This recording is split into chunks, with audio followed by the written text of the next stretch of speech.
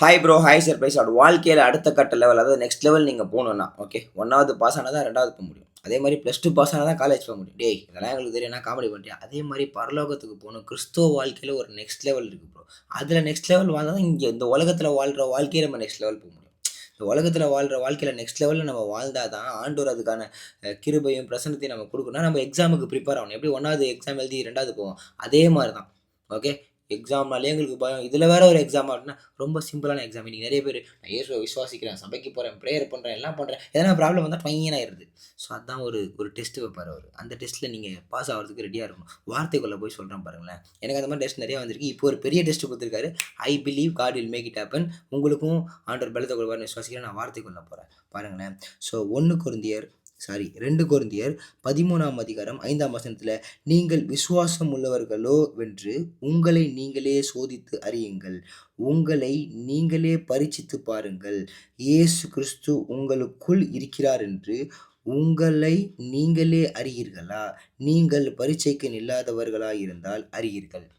எக்ஸாமுக்கு ப்ரிப்பேர் ஆகணும். ஓகே, இப்போ நான் படிக்கிறேன், அதாவது வசனத்தை பார்த்தீங்கன்னா, நான் விசுவாசமாக இருக்கேன், கர்த்தர் எனக்குள்ளே இருக்கார், எனக்காக இதை பண்ணார், இதை பண்ணால் நம்மளே டெஸ்ட் பண்ணணும். நமக்குள்ளே தான் இருக்கார். நம்ம போகணும், நிற்கணும், ஆண்டவரே எனக்காக இந்த காரியங்களை பண்ணுங்கள், எனக்கு அதை பண்ணுங்கள் அப்படின்னு சொல்லி வாண்ட்டே கேட்கும்போது, ஆக்சுவலாக இன்றைக்கி நம்ம இஷ்டத்துக்கு கேட்கக்கூடாது. அதையும் நான் நிறைய வாட்டி சொல்லி கொடுத்துருக்கேன். உங்கள் இஷ்டத்துக்கு ஒரு விஷயத்தை கேட்டு ஆண்டவர் எனக்குள்ளே இருக்கார், நான் பண்ணுறேன். நோ, அவர் சித்தத்தின்படி, அவர் நாமத்தில், அவருக்கு அது பிரயோஜனமாக இருக்கணும். உங்கள் ஆவியில் அவர் உணர்த்தப்படுவார். அதை நீங்கள் போய் எக்ஸாமுக்கு ப்ரிப்பேர் ஆகும்போது அதை அவர் சொல்லியும் கொடுப்பார். எத்தனை பேருக்கு புரியும் தெரியல. ரொம்ப டெப்த்தாக பேசுகிறேன்.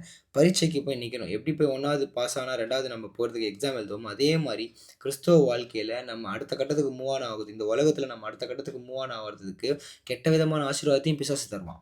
ஓகே, நல்ல விதமான ஆசீர்வாதம், அதாவது பரத்திலிருந்து வரது எல்லாமே நல்ல விதமான ஈவு. அது தேவனால் உண்டாயிருக்கும். அது எந்த பிரச்சனையும் கொடுக்க சமாதானமாக கொடுக்கும். ஒரு சில நேரத்தில் இவன் சமாதானமாக கொடுக்குற மாதிரி கொடுத்து நம்மளை அடிச்சிருவான். ரொம்ப மோசமானவன். உஷாராக இருக்கணும். ஸோ அதனால் டெஸ்ட் யுவர் செல்ஃப்.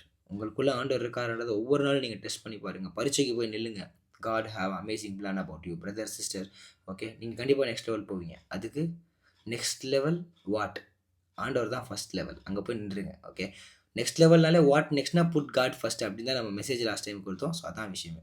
ஸோ ஆண்டவர் பிடிச்சிக்கோங்க. அடுத்த லெவல் போங்க. ஒரு குட்டி ஜெபம் படிட்டா, மகா இறக்கமும் கிருபையும் தயவும் நல்ல தகப்பனே, இந்த பிரதர் இந்த சிஸ்டர் நெக்ஸ்ட் லெவல் போகணும். அதுக்கு உம்முடைய கரம் அவங்களோட இருக்கட்டும். அவங்க உண்மை முதலாக வைத்து வசனம் சொல்லுது, முதலாவது எப்படி ராஜ்யத்தை நீதியும் தெரியுங்க, அப்போ எல்லாமே கொடுக்கப்பட்டுட்டு இவங்களுக்கு என்ன வேணும்னு தெரியாது, ஆனால் உங்களுக்கு தெரியும். நீங்கள் அவங்க உங்களை முன்னிறுத்துறாங்களான்னு பார்த்து பத்திரப்படுத்தி எல்லாத்தையும் கொடுத்து அனுப்புங்க. நீங்கள் பிளஸ் பண்ணுங்க. இயேசுவின் நாமத்தில் பிதாவே, ஆமென் ஆமென் ஆமென்.